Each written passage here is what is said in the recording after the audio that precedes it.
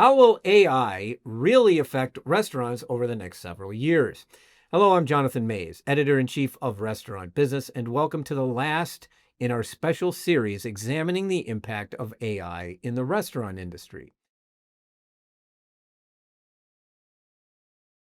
Over the past several weeks, you've heard from executives, experts, and others on how AI is going to influence the operation of the restaurant. And today, senior tech editor Joe Guskowski and I will try to separate what will have an impact with what will not. Joe, welcome again to the podcast. Thanks for having me. Let's start out with this. Of all of the things that we looked at over the past several weeks, what's the one thing that stood out to you, of all the people that you spoke with? Yeah, I think where AI is probably having the biggest impact, where it's the most mature, is working with data, and particularly sales, traffic, forecasting. That's something that AI is already really good at. I don't think there's any arguing that AI is good at analyzing data from a sort of emotionless perspective and giving you information. And so that's super valuable for restaurants who need to know, how many customers to expect on a given day, how much food to prep, that sort of thing. I mean, that is already seeming to have an impact for chains that are using it from people I've spoken to. And it just makes sense that AI would be good at that. Now with something like ChatGPT, LLMs, chatbots, that's bringing in a new way that restaurants can sort of interact with their data. It makes it more accessible because you can ask a question of the AI, such as, how much bread should I bake today? And it can give you an answer quickly and in a way that's easy to understand. So I think, I probably talked to 8 to 10 people for this podcast, and that's the one area where it seems to be really doing a pretty good job right now. Right. I think that's a really good point because, I mean, look, of all the things we've talked about and probably will talk about today, there are a lot of questions about a lot of these issues still. But data is it's kind of the one area, if you really think about it, that's an area that the industry really needs to get better on. Because the restaurant industry has been collecting more data on customers than it has ever collected before, thanks to, thanks largely to mobile apps, but modern POS systems and web ordering and things of that nature.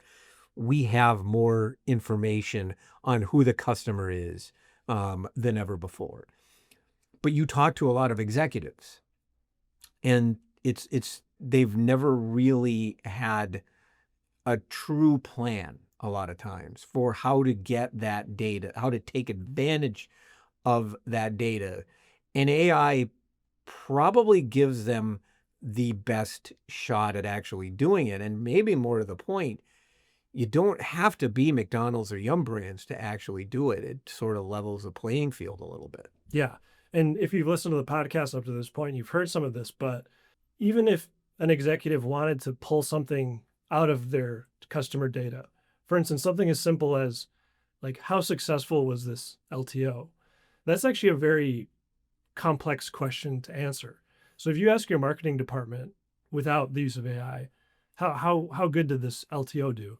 There are a bunch of sub questions below that determine, the success or failure of that product. That could take a week for them to come back and give you a report, where an AI data analysis could do it almost instantly. And so, yes, restaurants have all this data, but actually understanding it is really difficult. And I think that's one of the areas where AI can come in and be really useful. Mm-hmm. I mean, do you think that this is the industry is going to get better then on its use of data? And what do you think is the ultimate impact on restaurants and their operations when it comes to, at least when it comes to the data? I think everyone in the industry wants to get better with data. And so, yeah, it's only a matter of time before restaurants are using data smarter and learning which data points to look for and which ones to ignore and which ones are actually driving business. And AI is only going to help break it down and digest it in ways that humans just can't do. So, yeah, I mean, I think over the past few years, we've already seen the industry get a lot smarter and just more serious about using all the data they're collecting. So it's inevitable that it'll become a much more data driven industry, and AI will be part of it. Yeah. I think the one thing that surprises me the most, I think if I really think about it, is probably how prevalent AI is in menu development. That's really one of the areas where, I don't know, maybe that's just me. But you do see a lot of chefs in a lot of companies, a lot of independent restaurants, a lot of companies are using AI more aggressively to try to develop menus.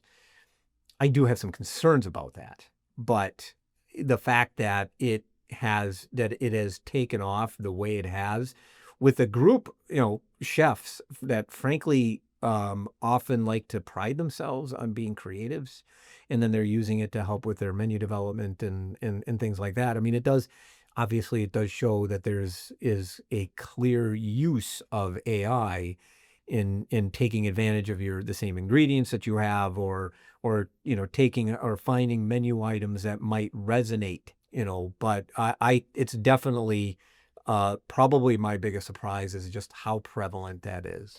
Yeah, because you'd think that that would be a line chefs would be hesitant to cross, especially like in fine dining or if you're a celebrity chef.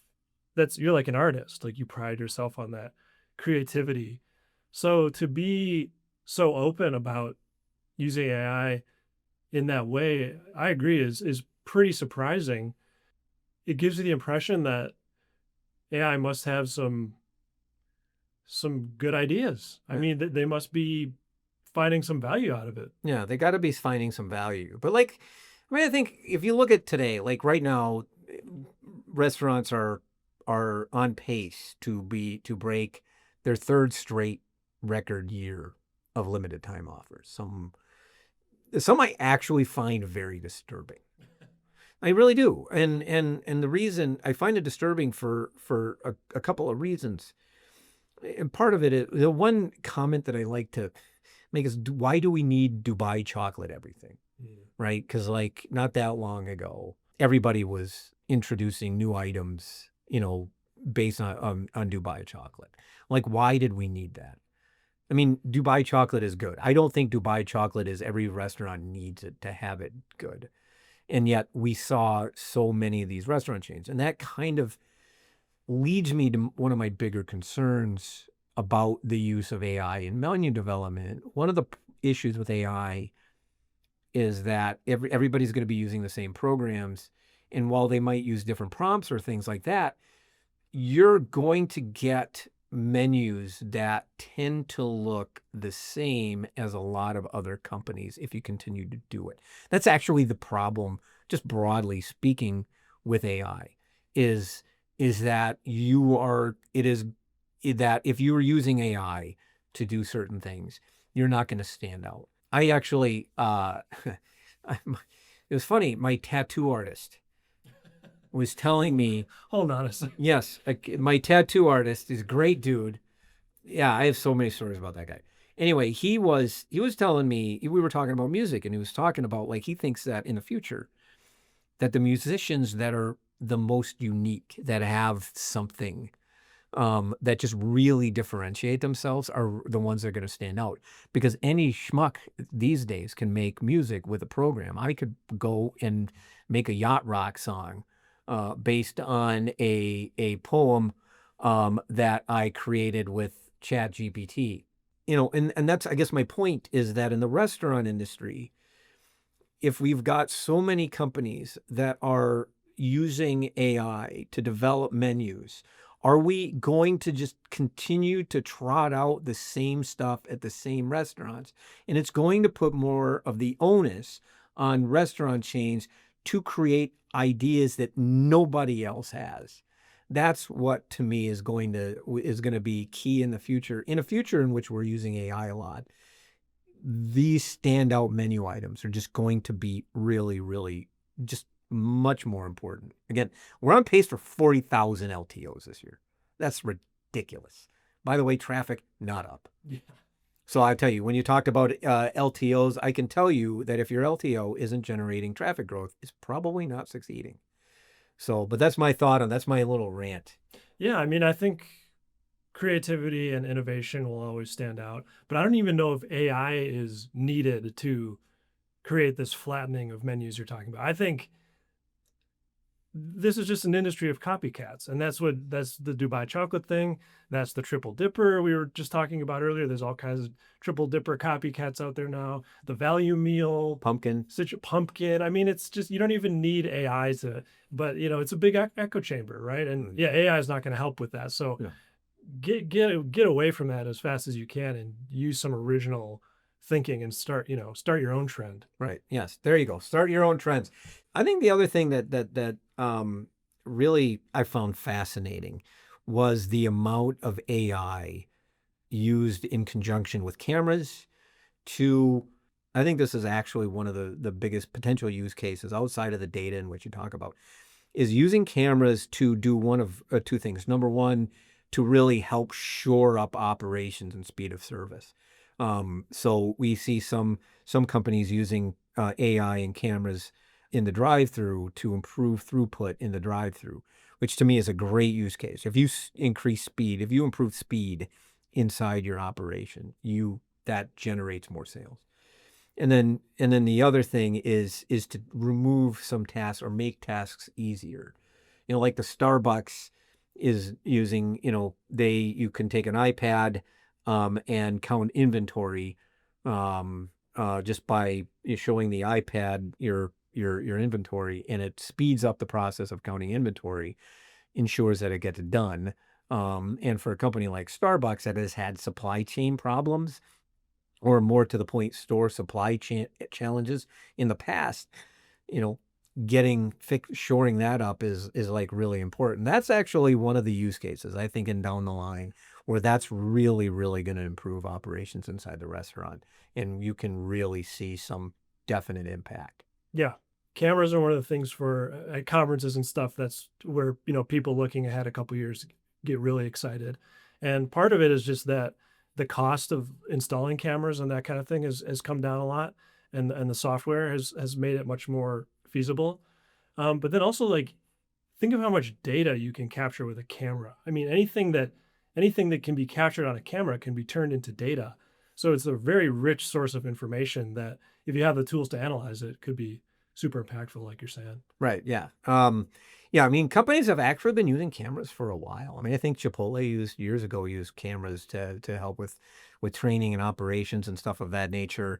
But now you're seeing things like, they're really integrating AI and cameras to just really speed that process up. And I think that definitely can have a real benefit to restaurants with how they operate inside. And a lot of these things are on the margin, which kind of is now leading me into sort of the next where I really want to focus on probably for the next 12 minutes or so is really on the issue of, is this something that has an immediate potential to save on labor? The one area I think that we really do see AI, the most focus, I think, in the industry is on trying to get that order taker in the drive-thru to be AI. A lot of restaurant companies absolutely want to replace that order taker with AI. And I really think that's this is the area where I think that there are some gigantic question marks. I mean, look at a lot of the companies that have done it. They're companies that in some capacity have needed to do it. They're smaller regional chains, and they don't necessarily have some of the dynamics that a McDonald's would have, a national level concept. So what we've seen is either chains that have had challenges and really desperately need a solution for labor costs. because they absolutely need to cut costs at the restaurant level. And so then we see those type of restaurants very aggressive in terms of adding AI order taking in the drive-thru. And then you have the regional chains that don't have the dialect issues. But now we have issue like McDonald's has really is been working on this for years. For years. McDonald's franchisees absolutely want AI in their drive-thrus yesterday. Most operators actually want this. They want it working, but they want it. And then you got the Taco Bell issue, which they're sort of reconfiguring it. And it really sort of speaks to an issue to me where there are gigantic question marks. And it may be coming, but it's going to take a while. What do you think? Yeah, I think if you take the, the good and the bad, you've heard both sides of the AI drive-through debate. Some chains say it's like life-changing, others, like you just mentioned, are having issues with it or scaling it back. I think the conclusion you have to come to is that it's probably not where it needs to be yet for the vast majority of brands, but that doesn't mean that it won't get there. But right now, I mean, even if it's 95% accurate, which is a number you might see quoted, that, you know, you can argue over whether that's true or not, but even 95% accuracy is probably not good enough for a chain like McDonald's to roll that out, for the cost of that technology, for the disruption to their operations, all that entails for a big chain like McDonald's. It's got to be 99%. I would think, right? Yeah. Like it has to be almost foolproof. Right. And it's just not there yet. And we've seen the stuff go viral on social media where at Taco Bell where it's putting a million drinks on someone's ticket and all this kind of stuff. And that doesn't help either, when it goes viral like that for negative reasons. So, I think it will get there, but it's one of those things where it's like for every step forward it takes, there's another place where it's encountering problems. And Right. so it's not going to be this, linear progression with AI. No, yeah, it's just going to take, I think it's going to take a lot longer Yeah. than I think to your point, like, executives want it yesterday. The problem is, part of the problem is I'm ultimately a finance guy, Joe. And if I own a group of restaurants and I make this massive investment in this technology that everybody is promising that is going to make my drive-through operations better, I need a return on that investment. And if I don't get that return on the investment, I'm going to demand it. And that right now, and I think that right now that return in theory is coming from higher average check. Yeah, it's good at suggestive selling, so it gets higher average check. That could take a while, right, to work its way through. To really generate the actual return that they're looking for. But where they really want it is to save on labor, and that's where I also get concerned is that this push-pull, this demand to save on labor that you're going to want from something like this could end up hurting your operations in the long run, because you still need to have somebody at this point listening in on that AI order taker. So if you're going to cut staff, that means that's going to have to be somebody else that's probably occupied. And so either attention might be divided or something along those lines. I just think that it is not the quick answer that I think some restaurants are looking for. Yeah. Now, what about, most restaurants I speak to say they're not looking to replace any jobs with this. That's what they to think. redeploy. Yeah. That's what they say. That's what they say. But I have also heard from investors in restaurants that when they invest in this, they want a return. Nobody, let's make this clear. Nobody invests in a technology unless they think they are getting a return on that investment. Franchisees want a return on their investment. Like they might have to replace, like they might have to replace their shake machine or their something like that sort of thing. But well, ultimately, when you do replace it, you do want something better. So, you do have some replacement things and stuff like that.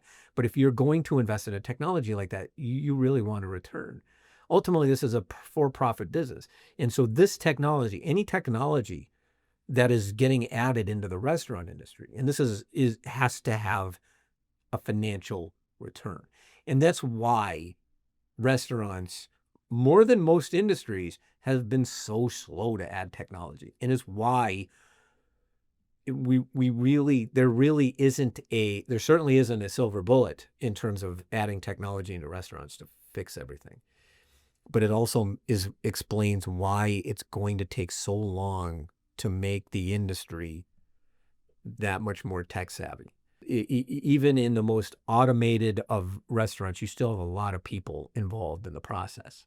Whereas, in a lot of other industries, there's just a lot more automation and things like that. So, and the reason is because these companies have to have a return. And a lot of times technology is expensive and then restaurants just don't make enough money to make it work. So these technologies have to generate a return. And operators, if they're not getting enough of a return on the top line, will want it from the bottom line. That's where I get a little concerned. Yeah. Well, it's a good point you're making, which is that you can't just automate a restaurant. It's got to be one of the hardest business models to automate. And so that's part of the problem here is that you do still need human beings in the restaurant in some capacity, even if they're not literally taking the drive-through order. So you're never going to get away from that structural truth. And I don't think you should want to if you're a restaurant brand either.